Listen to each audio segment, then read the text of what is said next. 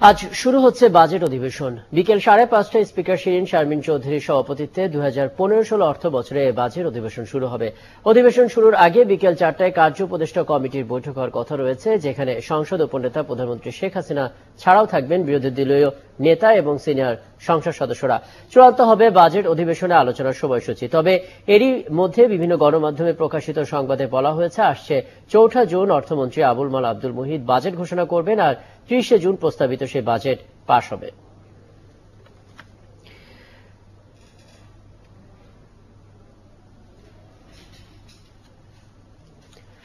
দর্শক, এই মুহূর্তে নতুন অর্থ বছরের বাজেট ভাবনা নিয়ে একাত্তর টেলিভিশন এবং পলিসি রিসার্চ ইনস্টিটিউট পিআরই এর আয়োজনে একটি গোল টেবিল আলোচনা চলছে রাজধানী বনানীতে। আমরা সরাসরি চলে যাচ্ছি সেখানে।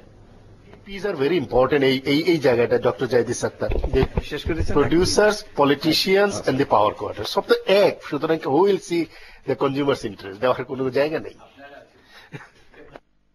বছর তো অনেক দেরি হয়ে গেছে, কিন্তু আগামী বছরের জন্য জুলাই থেকে ডিসেম্বরের মধ্যে আপনারা যদি পিআরআই এই কাজটা করতে পারে, কিভাবে fiscal measures, trade and industry policy combine করা যায়, ভবিষ্যতে এনবিআর কমার্স মিনিস্ট্রির সাথে না বসে কিছু করবে না, ইউনিটারিলি গত 40 বছর ধরে যেভাবে করে আসছে সেটা এখন থেকে আর করা হবে না, অন্তত আগামী বছর থেকে করা হবে না।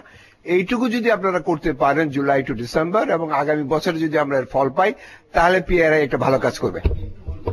যে এখানে একটা উদ্যোগ নেওয়ার চেষ্টা করছি আমরা, হবে কিনা জানি না, সেটা হচ্ছে যে গত ষষ্ঠ পঞ্চবার্ষিকী পরিকল্পনার একটা বিরাট আমি বলবো ব্যর্থতা হলো। পরিকল্পনা হয়েছে, পরিকল্পনাতে সুন্দর সুন্দর কথা আছে, কিন্তু আমরা দেখলাম যে কমার্স সেক্রেটারি বর্তমানে যে আছেন হেদায়েত আল মামুন নিজেই বললেন, আচ্ছা আমরা যে এগুলো করছি এটা কি আমাদের পরিকল্পনার সাথে সঙ্গতিপূর্ণ? কেউ আমরা তো মিলিয়েও দেখি নাই যে আমরা ওইখানে কি বলেছি এবং এখানে কি করছি। এই যে বলা এবং করার মধ্যে যে একটা সঙ্গতি রাখা, সেই জিনিসটা যদি এনশিওর করতে না পারি, তাহলে পঞ্চবার্ষিকী পরিকল্পনা করে কোনো লাভ নেই। কারণ প্রত্যেক মিনিস্ট্রি তার যে কমিটমেন্ট, তার যে অবজেক্টিভ, সেটার সাথে যে ধরনের পলিসি অ্যালাইনমেন্ট করতে হবে সেটা যদি না করে, তাহলে তো অবজেক্টিভ রিয়েলাইজ হওয়ার কোনো কারণ নাই, এবং সে কারণে হয়ও নাই অনেক ক্ষেত্রেই। তো সেইগুলোকে খেয়াল রাখতে হবে, এবং এই পঞ্চবার্ষিকী পরিকল্পনাতে যদি এটাকে কিছুটা হলেও শুধরানো যায়, সেই প্রচেষ্টা নেওয়া দরকার বলে আমি মনে করি।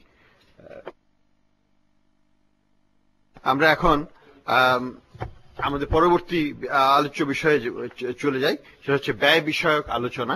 এখানে অনেকগুলো জিনিস আমরা কভার করব। তার মধ্যে যেটা হচ্ছে বার্ষিক উন্নয়ন পরিকল্পনা, বিদ্যুৎ খাতে বরাদ্দ, দারিদ্র্য প্রশমন, শিক্ষা, স্বাস্থ্য। তো এই বিষয়গুলো নিয়ে প্রথমে আমরা শুরু করি আমাদের বার্ষিক উন্নয়ন পরিকল্পনা নিয়ে। দর্শক, আমরা ছিলাম বনানীতে এবং সেখানে একাত্তর টেলিভিশন এবং পলিসি রিসার্চ ইনস্টিটিউটের উদ্যোগে নতুন অর্থ বছরের বাজেট নিয়ে একটি গোল টেবিল আলোচনা চলছে, এবং নিশ্চয়ই পরবর্তী সংবাদ সংযোগে বিষয়ে বিস্তারিত থাকছে। এ পর্যায়ে বিরতি, ফিরছে আরো খবর নিয়ে, একাত্তরের সঙ্গে থাকুন।